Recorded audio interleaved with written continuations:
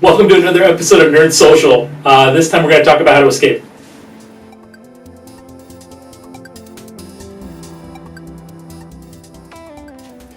So, have you ever gone to an escape room or heard of them? Well, if you're looking into having a little bit more fun in maybe a less conventional sense than just going and seeing a movie or playing a board game, there's a really cool feature out there called escape rooms. They're being more prevalent in society and showing up all over the country. So much so that some people are basically starting up a unique way of reviewing these awesome experiences. With us today we have a pretty awesome panel. I'll let them introduce themselves. Hi, I'm Rochelle Perry. I'm Stephen Reedy. I'm Justin Rose. And I'm Zack Garber. Now, correct me if I'm wrong, but you guys are from an organization? Yes. I mean, you guys are all wearing the same shirt. Yeah. Except me, because I'm pregnant and I don't fit in anymore. You get a pass. Yeah, there's no maternity version of the shirt apparently. Yeah, that sounds like an HR call to me. Yeah. Pretty soon. So tell me more about this organization that you guys are with. So, we're escape room addicts. It's ESC, roomaddict.com. And we basically review escape rooms around town. We have a lot of different teams in different cities across North America. We're one of the largest review consultation sites out there. And this is us, our LA team. Mm-hmm. The A team, right? Yes, the Exactly. Yes, I think it's the B team. The best. Yeah. So when does Mr. T show up? Oh, sorry. When you beat 100 rooms, you Okay, unlock then Mr. T the comes. van. Yes. Right. There actually is an escape room that starts in a van, so That's we'll awesome. get into those fun Oh. details next time. 'Cause, yeah, Sounds awesome. yeah. So the one thing I want to talk about is I'm kind of breaking this into two different parts. The first part is, how to escape, basically, like advice to people who are interested in escape rooms and joining and doing escape rooms. The second part we're going to talk about is going to be about, like, if you had the perfect escape room, if you could build an escape room, what kind of features would you put into it, and talking a little bit more about just escape rooms in general. But to get things started, I want to talk about one thing, and that is, you guys are a team, right? Yes. You all work together, you've done escape rooms together, you kind of know how each other plays along.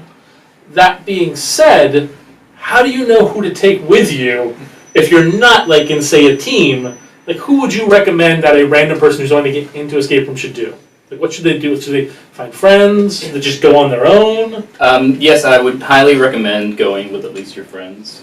Preferably people who are actually interested in puzzles in general. So no wet blankets. Well, no, in general, no. The issue with going alone is that you really don't know who's going to be there. So generally when you sign up for a room, they'll tell you in the listings that you'll be filled with other people. So you don't know who's going to be there. You don't know if they're going to arrive with a bunch of kids that don't know how to do it, maybe their first time. The general experience will probably be dampened a little bit. Mm-hmm. If you don't have people who are very interested in trying to escape the room and have a good time doing it. Gotcha. So, you, generally speaking, I mean, you guys have experienced a lot. What is the typical or kind of typical party size that they basically, like, sell escape rooms at? 4 probably on the short end. 6 is pretty typical. I've seen rooms go up to 10, but beyond that, Yeah. Basement, I think, is 12. yeah. But it's not always good to crowd that many people. Not only because of space, but also because not everybody gets their hand in doing something. Mm-hmm. So generally speaking, you should always, if you were going to do an escape room or interested in an escape room, find out first from that escape room, because it seems like there's a big varying amount. There is. What the party size is, and then try your best to get that many of your friends who like puzzles to join with you. Yeah, it's actually beneficial to do it that way too, monetarily, because they offer discounts if you book larger groups. Oh. So, like, if you have 3 or 4, they usually discount per price or per ticket per person. Yeah, and the big secret seems to be, we use the word friends or like-minded individuals, because there's something about bonding. A bonding happens when you and people you have a shorthand of excited communication with, solve the impossible together. And man, when that happens, I mean, sometimes you bring an acquaintance or you're paired up with a stranger and you become friends forever. Because there's something about 1 hour of being in the trenches, of solving problems, and it's high fives and it's excitement. And then when it's done, you know it's a good room because everyone goes into the parking lot and doesn't want to leave. They just talk about it for an hour. Yeah. Yeah. You know? So at that point, you choose the escape rooms that are close to bars, then, right? It's Which not. there usually are a lot Actually. And don't be afraid to bring people who aren't as like-minded as you, because always having a different perspective on a puzzle will help. Some people are very creative thinkers, some people are methodical thinkers, some people are good at pattern recognition, and some people are good at spatial awareness, and a lot of those things come into play. It's like building an Ocean's 11 team. Yeah. Well, Somebody's got to fold up and get into the little box, right? Actually, that happens Yeah, sometimes. yeah, You yeah. actually, Like who's a going to crawl crawl in space. the, there are crawl Groups of great spaces. small people. And I think So bring a child. Always bring a child. No, Well, I would. I would say the majority of rooms are not kid friendly. No. Have you ever been in a kid-friendly room? Yes. I know they Yes. exist. Yeah, I've been to a there's few. a few. There's We- not that many, but I know we both basically during San Diego Comic Con did the The South South Park, Park one. which oddly enough, kid friendly. I guess they took most of the disgusting elements of South Park out. Yes, or offensive elements Yeah, also offensive. out. And yeah, it'll be very kid friendly. How much time did they give you? It was a very short amount of time. It's I think very about short. 20 I was minutes. going to say, are they just putting an hour for 10 No, minutes no, on no. all of It Comic-Con? felt like an actual like escape room experience. It was you good. know, Yeah, so it it was a wasn't. good amount. I mean, I got stuck in that bad experience that you were talking about earlier, where Yeah. you get stuck with like kids who don't know what they're doing and Yes. stuff like that. Right. So while we did our best with people that were like adults, Yeah. there was a father with like 4 kids, and the father was all like, "Just give it a try," like not doing anything, yeah. and the kids just running around and just Oh, like man. messing things up that were working out. So we did a room where we were paired up with two people who came in incredibly drunk. That's- They ruined everything, and they Yes. smelled like Yeah. just the alcohol. So kids are. Listen, Don't don't go in drunk. Ever. And Yeah. always be Get drunk after. respectful. Yeah, exactly. You can And then- celebrate afterwards. Yeah, especially say- since they will charge you for anything you break. Right. I would they say warn you. just really be respectful to everyone that you're playing with, because we've been with people. I'll find a clue or something, and someone will rip it out of my hands, Mhm. and I'm like, oh, I was reading that. Yeah. And that's a lot of times when I go with strangers that happens. Yeah. So no matter who you go with, because some rooms they just pair you up with strangers because they want to get the They wanna most fill the money rooms. out of it that they can, which I understand. But it's also good to just be mindful of who you're playing with. Everyone, so be respectful. And I have escape room addict friends, not with this organization, but just they do like 3 a week, and they are now refusing to go if there's the potentiality of strangers, because they've been burned a couple too many times. And it is true. It could bum out the entire hour. If you have that one angry person or Yeah. that one drunk person. Well, especially when when the tickets are a little more expensive than the other ones, where you're really looking forward to a specific room and stuff got really good reviews, and it's just soured because of this. that being said, though, I mean, I know a lot of times people like when you think about like board games and stuff like that, they have events and locations you can go and you can play with the people, and you can make new friends from the situation. Is that something that you can do with escape rooms, or do you recommend not?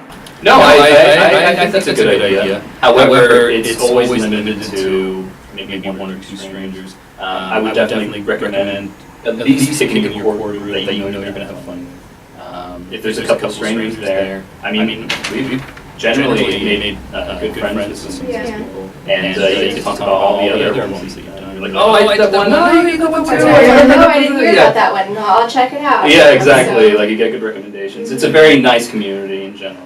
yeah. Now that you got your people you want to go with, how do you find the escape rooms to go to? I mean, you guys have a really awesome, basically resource people. You basically have like a list of all the places that you guys have reviewed on there. Yes. But like, what other ways can people find escape rooms, or how can they find escape rooms from your guys' site even to be able to find the place to go? Is there like a specific way they can like there's search for sites? Yeah, you can sort by location Uh-huh. on our site. Not by theme? I don't think we there's have a that, sortable thing. No. Yeah. Maybe Not by yet, age but- group? Alcohol friendly? No, just kidding. I Smokers know. allowed? Yeah, right. Some people have told me that but that's because they know the owner. They have had like, alcohol presented to them while they're playing the room, and I was like, interesting. Yeah. that hasn't happened to us No, yet. it hasn't. Yeah. But if you go with someone, that, a friend just opened a business or something, they'll treat you really well Yeah. there. And again, just harkening back to what I said before, it is a small community, and most escape rooms will advertise other escape rooms that they're friendly with, and they usually have these events where all the escape room organizations come and meet together, they try out some new rooms, they give suggestions, and that's kind of what our organization does as well. We don't just review rooms, we go back and give suggestions on what they can do to improve, and how they can get more visibility and different aspects like that. Which is pretty cool. So besides then, you guys have a really good site where people can look up by location to find the rooms, to get to the area. On the site, does it give information like the group size? Does it give? It does usually in the reviews, yeah. And Yeah, then, group size, it also mentions what the cost is per person, and then we break it down into a couple categories of what we thought about the room. No spoilers, though, right? No, we are spoiler free. Yeah. Nice. Yes, We are spoiler free spoiler-free. because we know that's very important. But Yeah. That can ruin the puzzle. yeah, it can ruin everything. But what we do for owners is we do consultations, so we could speak to them directly. Yeah, that's where let we them have the know. spoilers. Yeah, and that's where we can say specifically, oh, this puzzle didn't work because of this, or we love this puzzle because of this, or So that way we're not spoiling it for the reviewer, the people looking at our reviews. So I just think that that's really helpful for them too.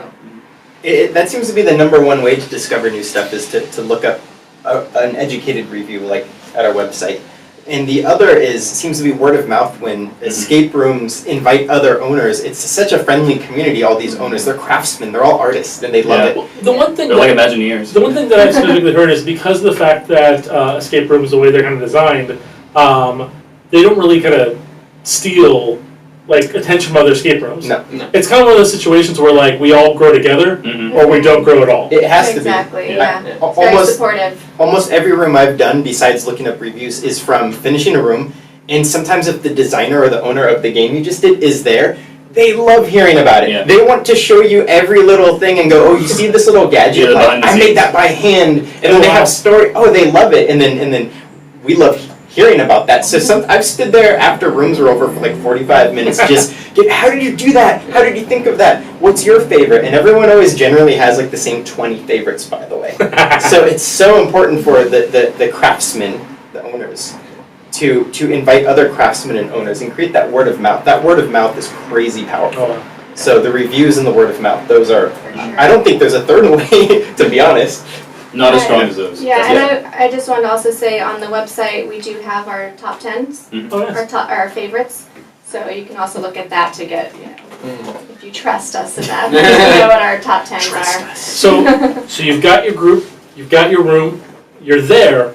What's the first thing people should do when they get in the room? The clock is going, the door is locked. What's the first thing people should do when they get in the room? Not like they're this is the solution. Yeah. But what do you suggest to them when they get in the room? So the first thing that I like to do is I like to find a centralized area where I can place any things that I find that I don't know immediately what to do with. That way everybody has access to them. I let people know that they're there. It's just, it's good that you share everything that you get, because you might not have the thing that works with, but somebody else might have seen it. That's good. That's good Sure. leadership right there. What you just said. Yeah, group sharing is a really good Yes. idea. Yeah, having a community table or a community area. Yeah. Yeah, I mean, I would say be active is a really good suggestion. Yeah, for sure. You don't help the group by sitting back and doing nothing, right? Well, I mean, you're paying money to be in this experience. I don't see what the benefit is if you're being. And this is a passive. co-op game. Yes, so It's exactly. not like we're playing against each other. We're Yeah. all on the same team. Unless you're sitting on a pressure plate. Right. Sometimes you will be split up and forced to do almost nothing. Yeah. There have been That's fun. situations where to solve a puzzle, somebody has to sit in a chair for 5 minutes. That was Right. fun. Oh, Or long. Motion activated stuff like you have to be still for a minute. Yeah. Or silent. That's when it's really fun though, because Yeah. your, your mobility or your senses are limited. Yeah. You know, one thing that seems to happen with really good cohesive groups is right when it starts, everyone starts putting the stuff in the middle so everyone can Yeah. see it peripherally, but then everyone just naturally goes, okay, I found a lock, oh, I see a painting that seems suspect, we should pay attention to this painting, and everyone just verbalizes possible patterns, and then later, maybe 40 minutes later, it's like, wait, didn't you say something about, you know? Exactly, Communication is Communication. one of the most important things. So speak, be active, and share. Yeah. Nice. Any additional tips that you can give them? Say maybe, it doesn't have to be like the first thing coming in, just something they should pay attention to. Like numbers that move, maybe, like locks. We're looking for patterns, so we Yeah. examine the room. Yeah, and once you've done enough rooms, you kind of get the gist of like, oh, you see a door here, you know that you have to find a key for it, and then there's these certain locks that you know what the combinations are. Like, let's just say you find a lock that has a bunch of letters on it. Well, you know you're going to look for something that is involving letters. Does that kind of ruin it then if you do it a lot and you kind of know what's happening? Does that No, kind because you're always surprised when they choose not to use locks, and that's one of the bigger trends that's happening right now, where they use magnetized locks or pressure locks or strings. I don't know. Sometimes they have really crazy things. When I started, I would say that most of the rooms that I had went used combination or padlock systems in some way. And then I have noticed that I see almost none of that now. I've seen almost no traditional locks. It's all puzzles or magnetized or just pressure-based or something. So locks don't look like locks anymore. Yeah. Which is good. And it helps with the immersion button. Yeah, And that's definitely one of the most important things, at least for me. Immersion and puzzles. That's what I like in rooms. So moving on to the next part, which is part 2, of course, the basically how to make and build one. Now you've talked specifically about this a little bit, but you guys do help out escape rooms that consult with you. For instance, like what can you do to bring people in? So what would you suggest to an establishment? What should they do to bring people in to the establishment, to bring, customers or guests, besides of course teaming up with, as we said earlier, other escape rooms? I think that is a really big one, is to reach out to the other escape room business owners, for sure. They can do like a cross-promotional type of thing. Because I know a few business owners that were doing that for a while. They wanted to have little punch cards or something, so it ends up being like a big discount for a lot of It's like the pub crawl version of escape rooms. If they just merge those two, I'm happy. Yeah. Oh, that's dangerous. As you drink, the easier the rooms get. I always wanted a Depends. speakeasy escape room. Oh, Hey, That'd be pretty there's fun. not one? I know there's some casino themed ones. I know. well, like but it's you don't easier get to when you're drink working. them. What we're saying. But it should be at the end. Interesting. Yeah, Again, like that's your reward. The answer to a puzzle is the bottom of a pint. Right? Oh my gosh, you have to drink the Solve card. puzzle, Well, there's one thing to answer your question besides the obvious that we've dissected already. There's 2 new methods I've seen. One, it's new, licensing, movie tie-ins. There's a Jumanji room. So automatically Sure. there's a lot of marketing weight already spoken for just by the word Jumanji, and you go, oh, it's official. But Like the Mummy. In the Mummy, Or the Mummy, There's been a lot of those. and those are springing up as franchise tie-ins, however that business might manifest. But the big one, and I don't know if this is too obvious, having an X factor. So when the word of mouth is happening, or when you describe it to your friends, you say, you're at the bottom of an elevator shaft and it's coming down to crush you, and you see it coming down, or it's pitch black the whole time, or things like that. So saying why there's that special element in a sentence, and actually having that special element and having it be crazy, It could be good. Thinking outside the box for sure. Think about it like this: if you're talking about a ride at a theme park, Disneyland, why is Star Tours cool? Or why is the Cars ride cool? And then someone could say, it's like this, and then you get it, and you go, oh, that's worth staying in line for. Or it's like everything else. It's like, I'm not gonna stand in line for 4 hours for that one. You know what I mean? So that X factor, that special sauce, is so important. And no, that gets the leverage, man. We instantly make decisions on the X factor rooms over other rooms, like when deciding as casual just patrons, And I think that's one reason why Crossroads is a really good one. Yeah. It really comes to mind because it stands out amongst a lot of the other escape rooms that are out there, as well as the Zoe room. Yep. So they have a lot of different elements. I don't know if I should really disclose too much about them. Probably not. So you guys can look Just it up. ruin it. No, but Check out our the site. zero spoiler part would be like, say, Crossroads, you go, oh, everyone is, they take a personality test, and then you're chosen to be a different generic archetype of a horror movie. So one person's the jock, one person's the rebel, one person's the, and then you're put in your own escape rooms and have to work together through that. And that's the base X factor, you know, before you even sign up for it. Yeah. It's like, ooh, what's that gonna be like? And then it delivers, and that's special. Exactly. You know? Well, it also solves that age-old problem of replayability. You could replay that room multiple True. times and still get a unique experience each time. Yeah. As That opposed is to some a of the other huge ones one, where yeah. you might want to do it a second time because the first time you did it, you couldn't do half the puzzles because of the people that were there. We'll go into that a little bit more about replayability, but the one thing I want to talk about, this is really important, it's about mistakes. So escape rooms make mistakes. It happens. For instance, I don't know if you guys heard about this, but in January in Poland, there was a really horrible situation in which a 15-year-old girl and 4 of her friends were doing an escape room, and a fire started from an electrical issue, which led to all of them dying and the person running the room becoming severely injured as he tried to get them out of there.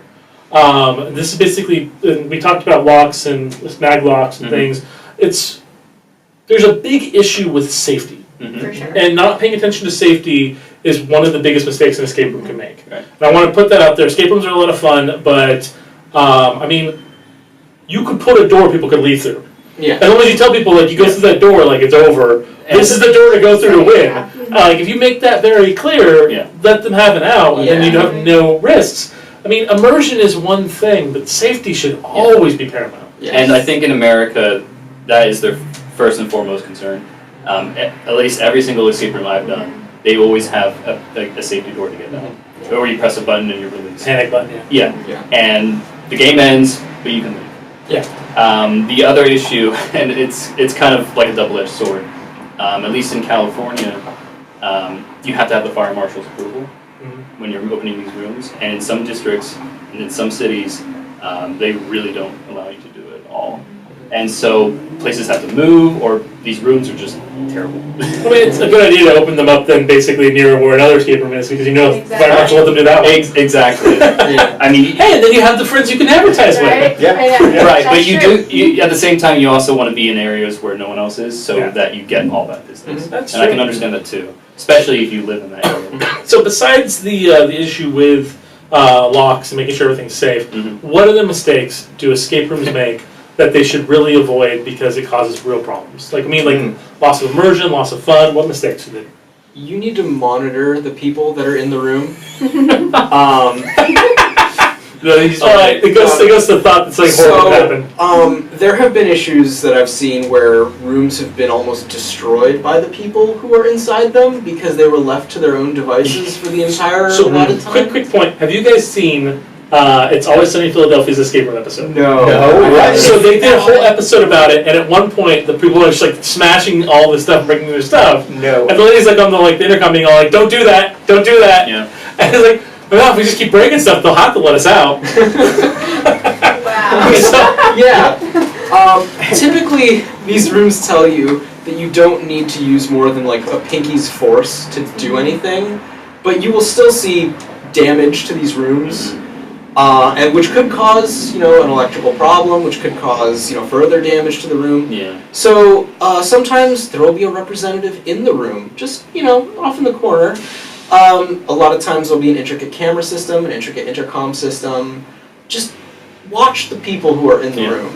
Well, the worst part about that is now they'll put like labels or stickers on everything that you shouldn't touch, and it kills the immersion. yeah, I've heard about that. They put Instead of those just- little dots or something. Yeah. Yeah, or their logo or whatever. Yeah. And it just kills the immersion, and I know there's better ways to hide whatever it is. You can put a fake wall, you can do whatever to hide electrical devices or whatever. The funny thing about that is I actually did read up about an issue where people talk about putting icons or logos on certain things. And the thing is that when you go to an escape room, if you see a toxic or a hazardous logo, you don't immediately assume that that's toxic or hazardous. No. You're like, oh, that's cool. For instance, if someone had literally an electrical panel in the freaking room and it has an electrical light bolt on it, you're gonna be all like, oh yeah, That's just part of it. Let me just open that up. Yeah. Exactly. But like, That's fairly common, actually. Yeah. No, and a lot of them, a lot of the smaller rooms, they'll have lock boxes over things with a padlock, and you're like, well, where's the key for it? And you spend all this time looking for a key to unlock it, and just the air conditioner. yeah, it had nothing to do with the Just room. to keep you out of it. Yeah, exactly.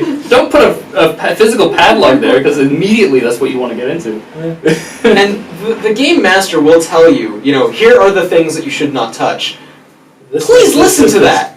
Yeah. Because really, they're not trying to trick you. Yeah, They're just trying to keep you from hurting yourself and from you breaking and stuff. breaking the room. I think it would work out good if they did that, like with a voice. Like the character has a voice, and then when they tell you that, there's no voice, and then when you're done, the voice is back. And it's like, okay, character, not character. Yeah, actually, I've seen that happen. There's a Yeah. couple rooms where they actually have a robust pre-made soundboard, so it's like the demonic ghost will be like, "Don't go there," but then, like, for some reason, they're no, seriously, don't stand on that. It's like, you're done with that puzzle, move on. I've had a few of those. You're like in the corner of the room, like just kind of like sputtering on the wall, and they're all like, "Please, please come down." Yeah.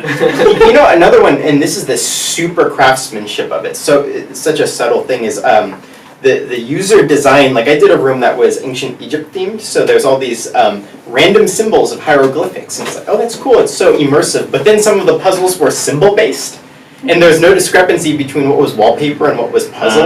And there comes a point when it stops being super difficult. Super difficult's fun. Crazy hard IQ test, I think, is part of why it's fun. But then when there's literally no logic to what you're trying to do, Yeah. Oh, leaps of logic. Oh, this only happened once, but we actually just like gave up. We're like, this isn't fun. Yeah. This is dumb. Yeah, if you want to talk about like the worst things a room could do, leaps of logic is definitely one of those. Where you're just supposed to get from A to B without Okay. a path, Yeah, without any logic going into it. and a lot of that, we're getting so high tech now. A lot of times that the leap in logic is so a cool technical thing could happen. You notice that? And you can miss it. And right, but then also it's like, oh, that technical surprise at the end of solving it was so cool, but like the way we got there was obviously just because that's how the gadget worked, Yeah. and not because it was smart or challenging Yeah. or fun or clever or story driven. It was just, There's not a oh, wire there. There must be something that does. is it what? There's not a wire there, so there must be something that Yeah. does. Yeah. Clearly, this happens activates sometimes. by this. But Yeah. man, when they master that, when they conquer the problem of the leap of logic, it's just the best Mhm. ever. I mean, that's like it's the type of surprise you remember forever. So that kind of goes in the next part, and that's room design versus, being puzzled. So, like, for Yeah. instance, like, there's got to be a balance. Mhm. The balance has got to be like, oh, do I want the room to be really cool looking and be, like, immersive, or do I want a puzzle? And sometimes, like you were saying, like, with the wallpaper, oh, this room looks really cool. It's like, am I looking for a pattern in this wallpaper Yeah. for 5 hours? There's nothing there. Like, where's the drop-off? Should it be, like 40% puzzle, 60% design, like 40% design? You want it all. Yeah, you kind of want you want 100% and 100%. Yeah. So it's- every design like has to be part of the Disneyland. puzzle? Disneyland. Yes, our higher scores are definitely puzzles that are fitting the theme Very and immersive. immersive. We've done rooms that are 100% puzzle, and while the puzzles are really cool, you're just not involved in the same way. Yeah. You just don't feel like, oh, it's just another puzzle, or whatever. I would definitely try to shy away from padlocks and lock and key as much as you can, because yes, it's a simple way to prevent a barrier, or to post a barrier until you solve something. It's not really a good payoff for the person solving it. It doesn't take a lot of brain power to put a key in a lock. Right. Yeah, Or the pen and paper, where everything is on a pen and paper. true. We played a lot of those. Yeah. Where they're just more like puzzle books than Yeah, the anything puzzle else. books. I would much rather place a figure on a pedestal that opens a latch instead of going to the latch and opening it with a key. Yeah, Mhm.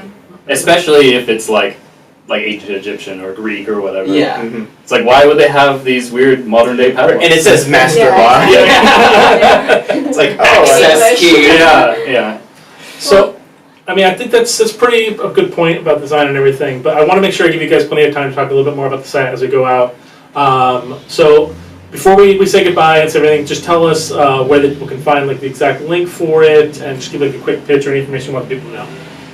Okay. Let me just pull it up I just want to make sure. Yeah, we have our Facebook page Correct. as well. Yeah. Oh, nice. It's escaperoomaddict.com, so that's ESC, roomaddict.com.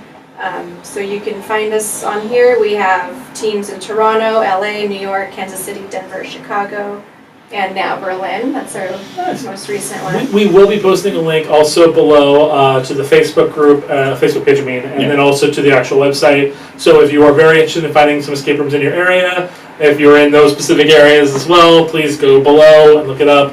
And yeah, anything else you guys, anything personal you guys want to We talk can just about? talk about really quick how we score, like, Okay. Yeah, I have our a criteria. sample sheet. I mean, I can. Do you want to elaborate on any of these? I have it right here in front Oh, of no, go ahead. But so we rate on like pre-room and customer service. So like, how was the lobby? Were there like puzzles you can play to kind of warm up? Was there anything you can interact with? Did they have like drinks or snacks for you? Did they have lockers? How did they have a restroom? What else? How was the parking situation? Yeah. That was that's a big one. The locale, like, are there, bars nearby? If you want that, Or restaurants, or or restaurants, or things like that.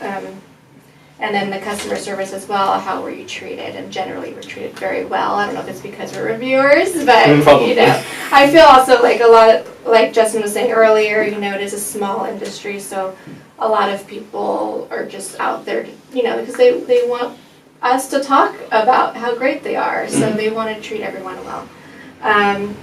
Also, another thing is the room quality itself. Like, we're talking about how like quality made were the props or the set. Did it look believable and realistic, or were they like just cheap IKEA like furniture, or just something that they printed themselves on their own printers? Yeah. Things like that. The immersion is another one, like how immersed were we in the story. Another one is obviously puzzles. Were they all the same that you've seen everywhere else, or were they kind of new and original ideas? We've seen some that were kind of just random, like it didn't have anything to do with the theme of the room, and it's like, why was this here? So that makes a big difference. And then fun is a big one. Yeah, the Sometimes- overall experience. Yeah, exactly. Yeah. Overall experience, how much fun was the room? Yeah. I mean, sometimes even if it looks cheesy and there weren't that many puzzles, we had a lot of fun. Yeah, exactly. Mhm. And if that's what one of your concerns are when you want to do a room, then we have it on a review. That's why those reviews are such a valuable resource. Yeah. Like, where am I going to go drive? Sometimes it's an expensive endeavor. So Yeah. it's like, well, Yeah. why is this worth going to? And then by attacking all those angles, is it in various minds, we're all very different people. Yeah. All sort of agreeing on the same traits generally. So then it's like, yes, it's worth your time and money. Exactly. One thing I would like to see more, though, I was talking to Stephen about this earlier, is like a more physicality element. Like, like I like spelunking or rappelling or climbing or running. I mean, we could sign a waiver.